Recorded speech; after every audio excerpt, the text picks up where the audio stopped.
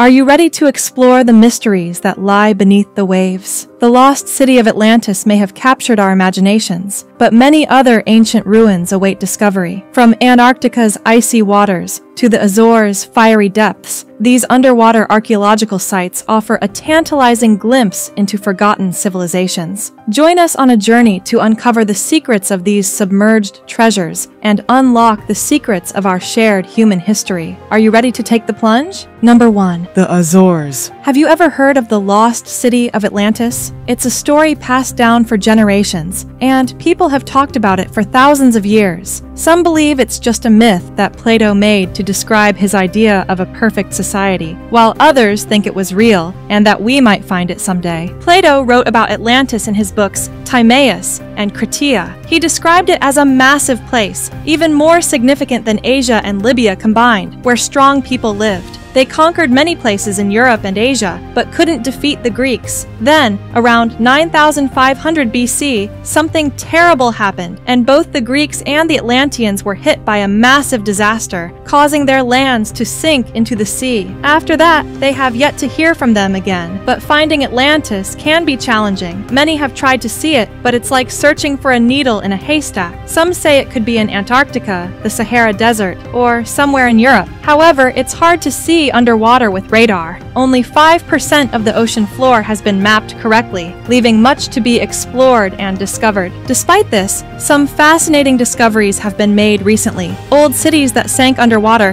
have been found in Italy, Israel, and Egypt, and scientists have discovered pieces of rock that could only have come from land in Brazil. They believe there used to be a massive piece of land between Africa and South America that sank long ago. Moreover, there are even more exciting discoveries, such as a sailor who noticed something strange on his navigation equipment while fishing in Portugal. It looked like he had sailed over a giant underwater pyramid. Additionally, there are pyramids on an island called 𝐵𝐾𝐒 that could be thousands of years old. Finally, the Azores, a cluster of 9 islands, might be the tops of mountains. If you look at a map, they are precisely where Plato said Atlantis would be. There's even evidence that the land there used to be higher up, making it a fascinating place to explore and uncover the secrets of the lost city of Atlantis. Number 2. Ruins off the coast of Cuba. Imagine stumbling upon an ancient city deep underwater off Cuba's west coast. That's precisely what marine engineer Pauline Zelinsky and her husband Paul Weinswag discovered over 20 years ago. They were among 4 groups looking for treasure-laden ships from Spain's colonial era, and their adventure led them to the coast of the Guanajabibas Peninsula, Cuba's westernmost part. Due to poor navigation, piracy, and storms in the Caribbean, hundreds, if not thousands of ships have been lost in Cuban waters over the past 500 years. Treasure hunting became quite profitable for the Cuban government. Since they lacked equipment, they often brought in outside help. That's where Zelinsky's team came in. Using sonar equipment, they covered an area of 2 square kilometers at depths ranging from 2,000 to 2,460 feet. What they discovered was nothing short of extraordinary. The team noticed strange rocks and granite structures on the seabed that resembled the remains of an ancient settlement, with symmetrical and geometric shapes. The site is close to the edge of the Cuban shelf, an underwater geological feature that drops off sharply in plateaus to several thousand meters. The structures lie on one of these plateaus, around 700 meters underwater. With precision instruments like satellite-integrated ocean bottom positioning systems, side-scan double-frequency sonar, and echo sounders, Zelinsky and her team detected shapes resembling buildings, roads, and pyramids. Photos from the ROV videotape showed symbols and inscriptions, the language of which remains unknown. The sonar images resembled the pyramidal design of Mayan and Aztec temples in Mexico. But that's not all. The team found massive smooth blocks resembling finely cut granite, with some measuring 8 to 10 feet long. Some blocks were stacked, while others stood alone. Some structures, including pyramids, were estimated to be 400 meters wide and up to 40 meters high. High-resolution sonar images revealed a vast series of structures covering about 20 square kilometers. Zelinsky likened the site to flying over an urban development with tunnels, highways, and buildings. She said nature could not produce planned symmetrical architecture like this. Electronics engineer engineer Rodney Hale, experienced in scientific projects, noted that sonar images resembled rectilinear construction. These features lay near an extinct volcano, geological faults, and a riverbed, suggesting they were once above water. The exact age of the site is unknown, but Cuban archaeologists excavated a megalithic structure in 1966 on Cuba's western coast, dating from around 4000 BC. This, along with other geological information and proximity to land-based structures, led to speculation that these underwater buildings could be 6,000 years old. Moreover, Zielinski speculated that the complex belonged to Central America's pre-classic period and was inhabited by an advanced civilization like the early Teotihuacan culture in Yucatan. Oral tradition in early Mexico speaks of an advanced civilization from the east. They mentioned an island that sank due to a natural disaster. The discovery is fascinating and opens further exploration and study possibilities. Number 3. The Gulf of 𝐶𝐏𝐄. Let me tell you a fascinating story from the last ice age, around 18,000 years ago when the world was much colder and sea levels were significantly lower. The secrets hidden beneath the sea have always intrigued us. This story is no different. It all started when scientists from the National Institute of Ocean Technology went to examine the effects of pollution in the Gulf of 𝐶𝐏𝐄 off the northwest coast of India. But what they stumbled upon was beyond their wildest dreams. The scientists used their sonar equipment and discovered something unexpected. They saw unusual square and rectangular shapes on the ocean floor, which hinted at the possible ruins of an ancient, submerged city. This discovery sparked the curiosity of marine archaeologists, who conducted further investigations. To their amazement, they found numerous large stone structures scattered over a wide area. These were not simple stones, but part of something bigger, the remnants of a long-lost civilization. The site also contained several stone anchors, which suggests that this area was once bustling with maritime activity. Excavations brought up over 2,000 objects, including intricately hand-chiseled and polished stone tools, fragments of construction materials, sections of pottery, parts of walls, beads, and sculptures. There were also traces of advanced water systems, like canals, which point to a sophisticated and well-planned urban settlement. The most striking aspect of this discovery was the age of these artifacts. The items were dated about 9,500 years old, coinciding with the ice caps melting. This discovery suggests that the civilization that built this city was established well before the great floods that submerged it. Pottery fragments from the site were sent to Oxford University's dating lab, and the results were astonishing. Some pieces date back 20,130 years, and others date back about 16,600 years, predating the oldest known pottery from Japan. These dates were so surprising that they challenged the conventional understanding of ancient civilizations. The underwater city measured 5 miles in length and 2 miles in width, and it could drastically change the way historians and archaeologists view ancient human history. The evidence suggests that humans had established a complex society capable of sophisticated engineering and artistic endeavors much earlier than previously thought. This discovery could even shed light on the mysterious fourth city mentioned in the folk songs of the 𝐘𝐒 community, which is prevalent across various regions such as Delhi, Rajasthan, Maharashtra, Uttar Pradesh, and Madhya Pradesh. The other 3 cities, Dharavira, Harappa, and Mohenjo-daro, are well documented, and this new site might be the elusive 4th city. The smaller-scale ruins found at the current town of Dwarka near the Gulf of 𝐾𝐒 have led some to speculate that they might be the legendary lost city of Dwarka, as described in the ancient epic Mahabharata. However, the descriptions in the texts do not match the conditions at Dwarka today, but they align with the findings in the Gulf of 𝐶𝐏𝐃,